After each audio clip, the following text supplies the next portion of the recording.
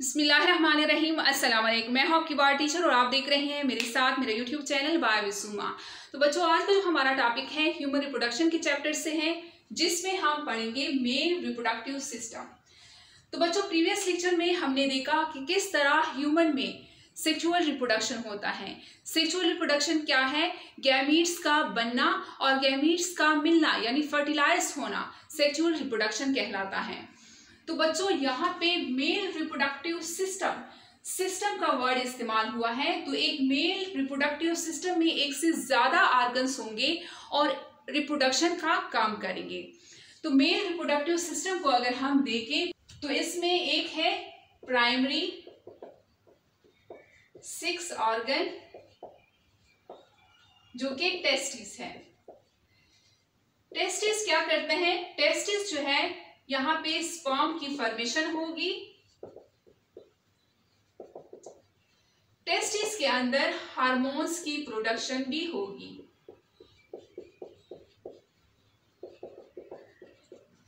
यानी primary 6 organs जिसे हम टेस्टिस बोलते हैं, टेस्टिस के अंदर ही स्पर्म बनेंगे और हार्मोन्स की प्रोडक्शन भी होगी। अब जब ये स्पर्म बन जाते हैं टेस्टिस के अंदर, तो ये जाएंगे कैसे? यहाँ पे कुछ ट्यूब्स होंगे जिसमें ये स्पर्म जो है ऐसे मूव करेंगे, जाएंगे। इन ट्यूब्स को हम बोलते हैं एक्सेसरी डक्ट्स। तो बच्चों, मेल रिप्रोडक्टिव सिस्टम में एक तो प्राइमरी 6 ऑर्गन्स हो गए जिसे हम टेस्टिस बोलते हैं। सेकेंड जो है एक्सेसरी डक्ट्स होंगे। एक्सेसरी डक्ट्स में फर्स्ट जो स्पर्म आएंगे, जहां पे स्पर्म बन गए हैं, जिस डक्ट्स में स्पर्म आएंगे, ये है ट्यूबुलाई रेक्टी। पहले हम नाम सीख लेते हैं, उसके बाद मैं डायग्राम के साथ बना के आप लोगों को समझाऊंगी। एक्सेसरी डक्ट में पहला डक्ट जो है ट्यूबुलाई रेक्टी है। ट्यूबुलाई रेक्टी से स्पर्म जाएंगे रेटिटेस्टी में। रेटिटेस्टी के बाद स्पर्म जाएंगे वासा एफ्रेंशिया में। वासा एफ्रेंशिया से स्पर्म जाएंगे एपिडीडाइमस में। एपिडीडाइमस से स्पर्म जाएंगे वास डिफरेंस के थ्रू। वास डिफरेंस से फिर स्पर्म यूरेथ्रा के थ्रू यानी पीनस के थ्रू बाहर एजोकुलेट होंगे। और यहाँ पे वास डिफरेंस के बाद यहाँ पे ये स्पर्म जो है कुछ और ग्लैंड्स के थ्रू से गुजरेंगे। फिर उसके बाद यूरेथ्रा से यानी पीनस के थ्रू बाहर जो है खारिज हो जाएंगे। तो बच्चों, मेल रिप्रोडक्टिव सिस्टम में प्राइमरी 6 ऑर्गन्स और एक्सेसरी डक्ट्स के अलावा कुछ एक्सेसरी ग्लैंड्स भी होंगे। एक्सेसरी ग्लैंड्स, फर्स्ट जो हम ग्लैंड्स पढ़ेंगे ये है सेमिनल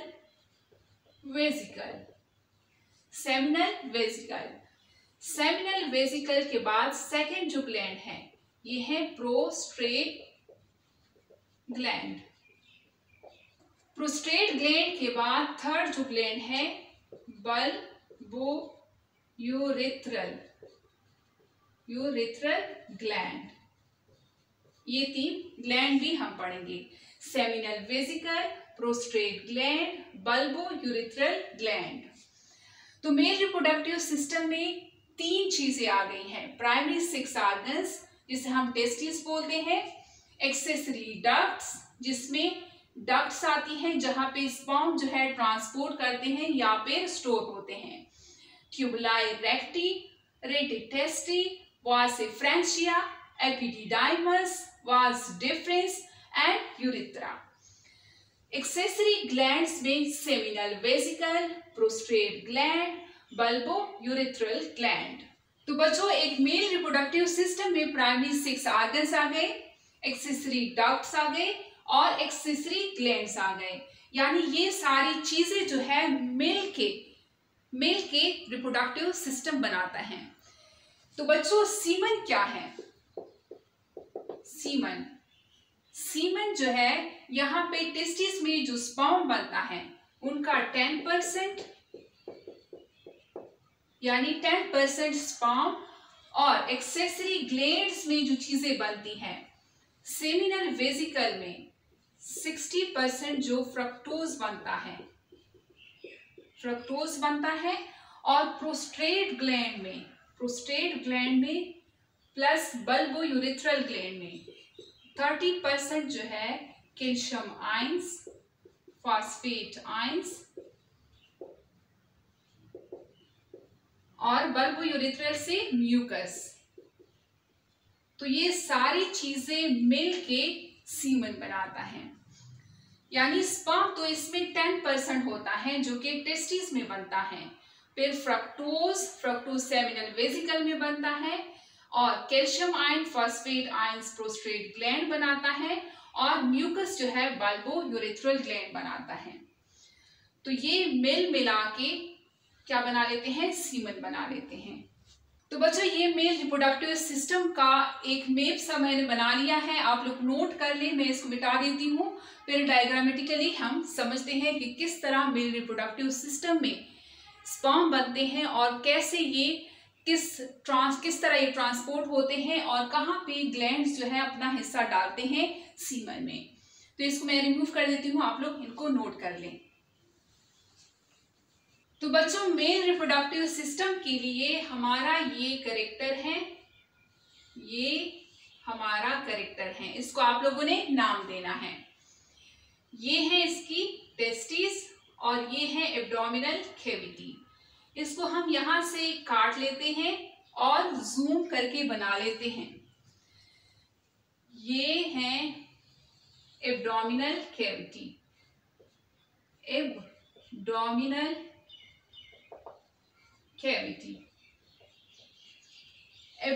कैविटी से लटक रही हैं इनकी टेस्टिस।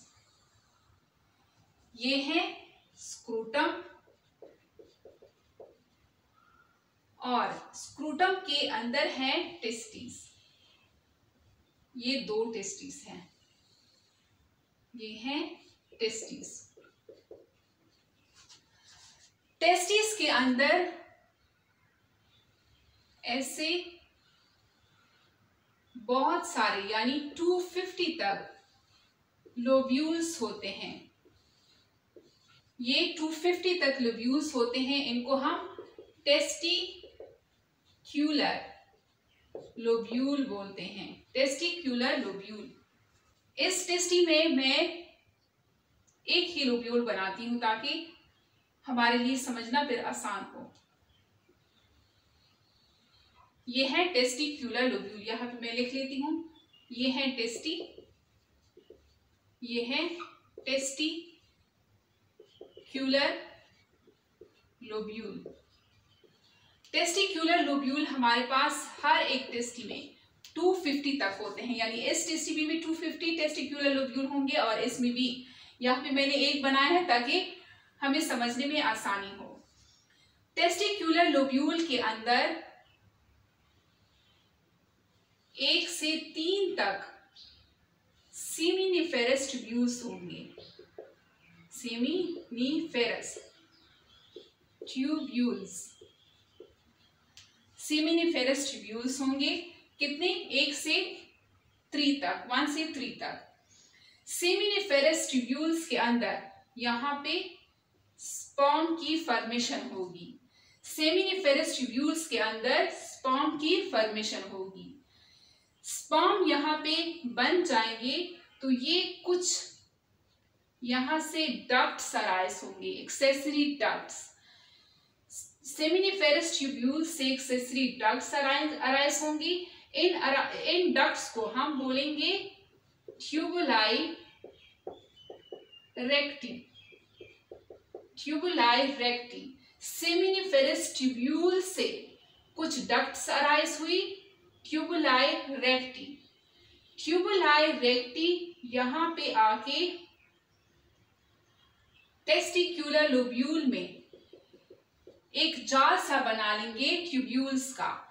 इन जाल को हम नाम देते हैं रेटिटेस्टिस। स्पर्म कहां पे बने? सेमिनिफेरस ट्यूब्यूल्स में। सेमिनिफेरस ट्यूब्यूल्स से कुछ डक्ट्स अराइज हुई जिसे हमने नाम दिया ट्यूबुलाई रेक्टी। ट्यूबुलाई रेक्टी जो है सेमिनिफेरस ट्यूब्यूल्स के बाहर यानी टेस्टिक्यूलर लोब्यूल के अंदर एक जाल सा बन गया है ट्यूब्यूल्स का। इन नेटवर्क को बोलते हैं रेटिटेस्टिस। रेटिटेस्टिस से बाहर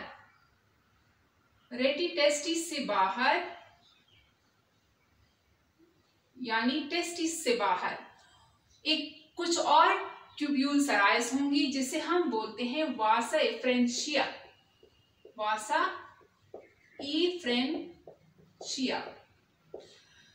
तो बच्चों यहाँ पे आप लोगों ने नोट करना है वासा एफ्रेंशिया जो है टेस्टिक्यूलर लोब्यूल से बाहर आएंगी यानी टेस्टिस से बाहर आएंगी। एफ्रेंट मीन्स बाहर, तो ये टेस्टिस से अब बाहर आ गई हैं। वास एफ्रेंशिया टेस्टिस से बाहर आ गई हैं। वास एफ्रेंशिया, बहुत सारे वास एफ्रेंशिया जो है ऐसे मिल के ऐसे एक स्ट्रक्चर बनाते हैं, एक लॉन्ग ट्यूब बनाते हैं जिसको हम एपिडीडाइमस बोलते हैं।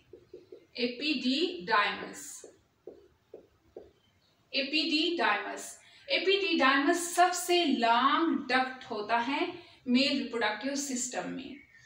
एपिडीडाइमस से फिर स्पर्म जो है जाएंगे स्क्रूटम के बाहर, यानी अब ये स्क्रूटम से बाहर जाएंगे एब्डोमेन में। ये कौन लेके जाएगा? कौन सा डक्ट है ये? Vas deferens. तो बच्चों वास एफ्रेंशिया और वास डिफरेंस को मिक्स नहीं करना। जो वास डिफरेंस है इसके नाम में डी है, डिस्टेंस, जो मोर डिस्टेंस पे लेके जा रहा है वो है वास डिफरेंस। और जो टेस्टिस से बाहर स्पर्म को लेके जा रहा है वो है वास एफ्रेंशिया। वास एफ्रेंशिया टेस्टिस से बाहर स्पर्म लेके जा रहा है लेकिन स्क्रूटम के अंदर है। अब जो वास डिफरेंस है वो स्क्रूटम से बाहर यानी जो एब्डोमिनल कैविटी है वहां पे स्पर्म को लेके जा रहा है। डिफरेंस मींस डिस्टेंस, यानी बहुत डिस्टेंस पे लेके जा रहा है। तो बच्चों यहां तक हमने क्या पढ़ा? दो टेस्टिस है, टेस्टिस के अंदर टेस्टिक्यूलर लोब्यूल होते हैं। 250 तक एक टेस्टिस के अंदर टेस्टिक्यूलर लोब्यूल होते हैं। टेस्टिक्यूलर लोब्यूल के अंदर यहाँ पे सेमिनिफेरस ट्यूब्यूल्स होंगे, जहां पे स्पर्म की फॉर्मेशन होगी। टेस्टिक्यूलर लोब्यूल के अंदर सेमिनिफेरस ट्यूब्यूल्स होंगे जहां पे स्पर्म की फॉर्मेशन होगी। अब यहाँ पे स्पर्म की फॉर्मेशन हो गई है, स्पर्म बन गए हैं। अब ये कैसे ट्रांसपोर्ट होंगे? सेमिनिफेरस ट्यूब्यूल से कुछ डक्ट्स अराइज होंगी। इन डक्ट्स को हम नाम देते हैं ट्यूबुलाई रेक्टी। नंबर 1 पे ट्यूबुलाई रेक्टी। ट्यूबुलाई रेक्टी टेस्टिक्यूलर लोब्यूल्स में जाके एक नेटवर्क सा बना लेंगे ट्यूब्यूल्स का। इस ट्यूब्यूल्स के नेटवर्क को हम नाम देंगे रेटिटेस्टिस, यानी दूसरे नंबर पे रेटिटेस्टिस आएंगे। रेटिटेस्टिस से फिर स्पर्म्स जो है और जो डक्ट्स हैं वहां पे जाएंगे। ये डक्ट्स जो है टेस्टिक्यूलर लोब्यूल्स के जाल से निकलेंगे। टेस्टिक्यूलर लोब्यूल्स यानी रेटिटेस्टिस से ये डक्ट्स निकलेंगी और बाहर टेस्टिस के बाहर जाएंगी। इन डक्ट्स को हमने नाम दिया वास एफ्रेंशिया। 3rd नंबर पे वास एफ्रेंशिया। वास एफ्रेंशिया से एक और डक्ट्स निकलेगा जिससे हमने नाम दिया एपिडीडाइमस, जो सबसे लॉन्गेस्ट डक्ट है मेल रिप्रोडक्टिव सिस्टम का। एपिडीडाइमस पे से जाएगा, इसमें स्पर्म जाएंगे, इससे एक और डक्ट निकलेगा जो स्क्रूटम से बाहर एब्डोमिनल कैविटी में जाएगा, यानी बहुत डिस्टेंस पे जाएगा। इसको हमने नाम दिया वास डिफरेंस। तो बच्चों, मेल का जो रिप्रोडक्टिव सिस्टम होता है और यूरिनरी सिस्टम होता है वो एक ही आर्गन में खुलता है। तो यहाँ पे मैं बना लेती हूँ मेल का यूरिनरी सिस्टम। ये है यूरिनरी ब्लेडर, ये है यूरेटर, यूरिनरी ब्लेडर, ये है यूरेटर। यूरिनरी ब्लेडर से यहां पे एक पाइप आएगा, इसको हम बोलते हैं यूरेथ्रा,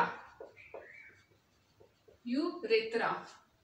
अब मेल का जो वास डिफरेंस है, जिसमें स्पर्म यहां से गया है, ये वास डिफरेंस जाएगा इस यूरेटर के पीछे साइड पे, ऐसे लटक जाएगा, यानी पीछे साइड पे ऐसे लटक जाएगा। यहाँ पे दो ग्लैंड्स होंगे, यूरिनरी ब्लेडर के साथ दो ग्लैंड्स होंगे पत्ते की तरह, एक ये है, एक ये है। इन ग्लैंड्स को हम बोलते हैं seminal vesicle, seminal vesicle. Seminal vesicle से यहाँ पे ट्यूब्स अराइज होंगी, सेमिनल वेसिकल से ट्यूब्स अराइज होंगी, जो कि इन स्पर्म को कुछ फूड प्रोवाइड करेगी। इस सेमिनल वेसिकल बनाएगा फ्रक्टोज, इसमें फ्रक्टोज होगा। फ्रक्टोज क्या है? फ्रक्टोज स्पर्म का फूड है।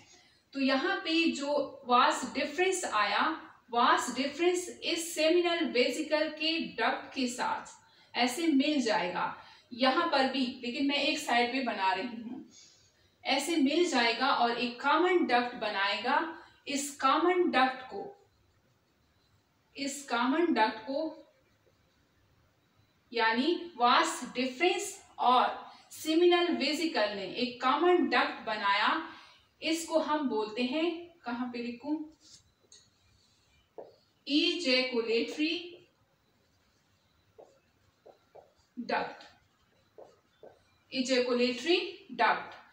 इजैकुलेटरी डक्ट से ये स्पर्म जो है और फ्रक्टोज जो है, ये यहाँ पे यूरेथ्रा में ऐसे दाखिल हो जाएंगे और इसी जगह पे एक और ग्लैंड होगा जिसे हम प्रोस्टेट ग्लैंड बोलते हैं, प्रोस्टेट ग्लैंड।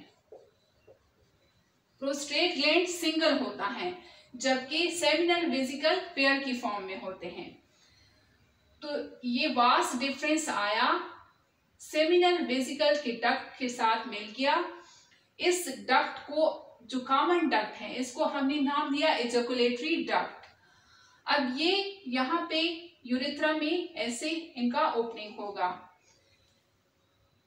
ये यहां से आएंगे, यहाँ पे एक और ग्लैंड होगा पेयर की फॉर्म में, जिसको हम नाम देते हैं bulbo urethral gland, bulbo urethral gland. तो ये स्पर्म जो है अब यहां से आएगा ऐसे, और यहाँ पे एक सुराख होगा, इस सुराख को हम नाम देते हैं यूरेथ्रामीटस।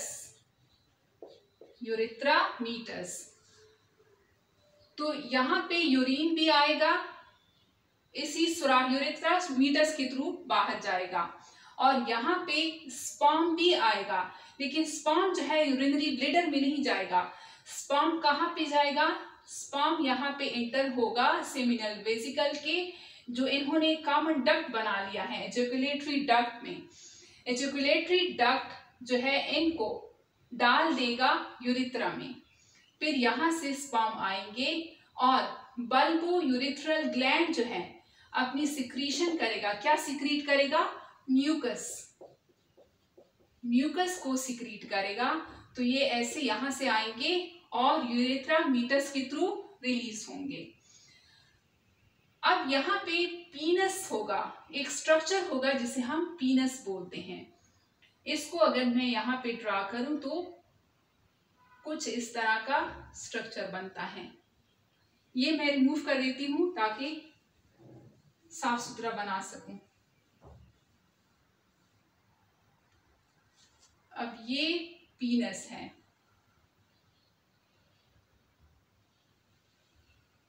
कुछ इस तरह से। इसको शाफ्ट बोलते हैं। शाफ्ट, शाफ्ट के बाहर एक स्किन होता है। ये स्किन यहाँ पे आके ऐसे यहाँ तक तो आ जाएगा, यहाँ के इसके साथ यहाँ पे अटैच हो जाएगा, लेकिन पीनिस का जो ब्रॉड हेड लाइक स्ट्रक्चर है, ब्रॉड हेड है, वहां पे इसका स्किन जो है ऐसे लूज होगा। इसको हम बोलते हैं, ये जो लूज स्किन है, फोर स्किन।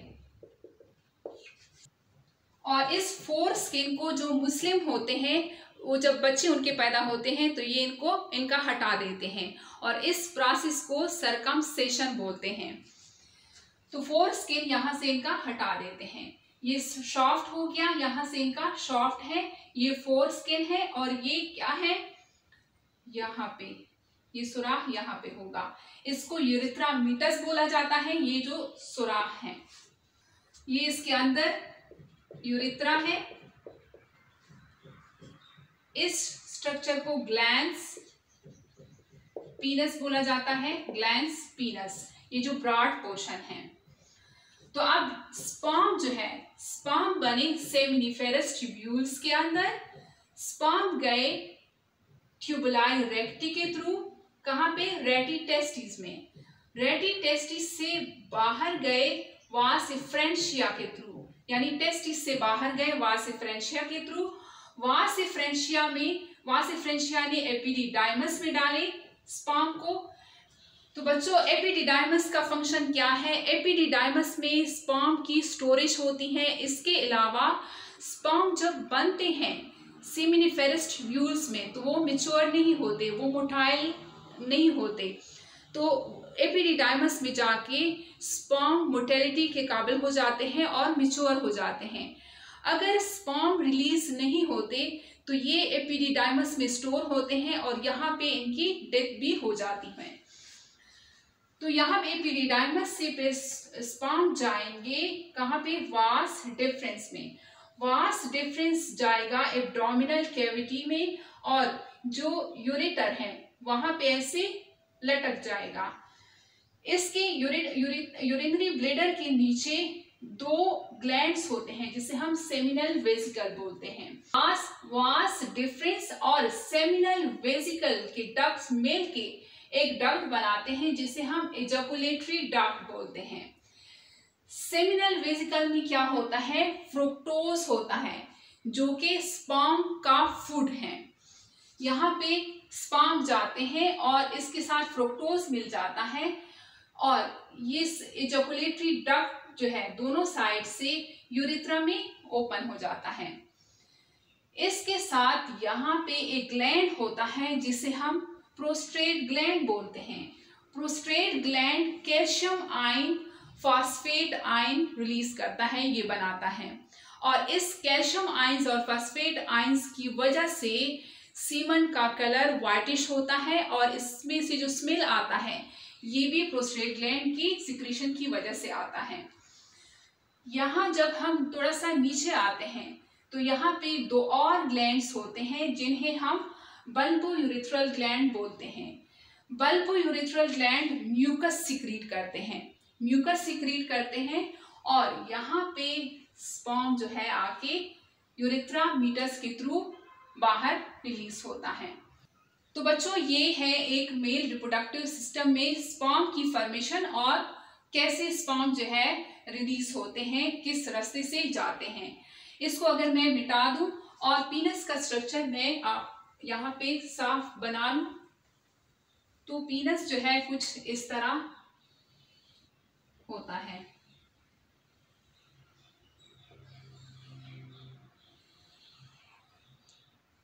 ये है यूरेथर मीटस। Ureter metres. और ये है शाफ्ट, शाफ्ट।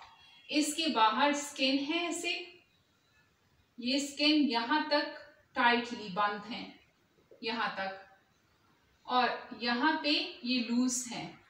इस स्किन को फोर स्किन बोलते हैं, फोर स्किन। इस पीनस को अगर मैं यहाँ पे काट लूं और यहाँ पे इसको बना लूं तो यहाँ पे हमें 3 पोर्शन देखने को मिलते हैं, कुछ इस तरह से। ये जो है कार्पोरा, कार्पोरा कैवर्नोजा, कैवर्नोजा, ये भी कार्पोरा कैवर्नोजा है। ये कार्पोरा स्पोरेंजियोजम, कार्पोरा स्पोरेंजियोजम। अब यहाँ पे जो ये यूरेथ्रा जो है ये कहाँ पे होगा, कार्पोरा कैवर्नोजा में होगा या कार्पोरा स्पोरेंजियोजम में होगा? ये कार्पोरा स्पोरेंजियोजम में ऐसे सुराख होगा। यहाँ पे ब्लड वेसल्स होती हैं कार्पोरा कैवर्नोजा और कार्पोरा स्पोरेंजियोजा में। यहाँ पे ब्लड बढ़ जाता है, जब ब्लड बढ़ जाता है तो पीनस में इरेक्शन होती है, तब पीनस इरेक्ट होता है, तब ही इंसीमिनेशन होती है। इंसीमिनेशन क्या है? एक फीमेल की बॉडी में स्पर्म का एंटर होना इंसीमिनेशन कहलाता है। तो बच्चों ये था आज का हमारा लेक्चर। उम्मीद करती हूँ आप लोगों को समझ में आ गया होगा। अगर आप मेरे साथ पढ़ना चाहते हैं तो मेरे वीडियोस को थम्स अप करें और मेरे चैनल को सब्सक्राइब करें ताकि बर वक्त आप लोगों को मेरी वीडियोस मिलती रहें। मिलते हैं नेक्स्ट लेक्चर में। अल्लाह हाफिज़।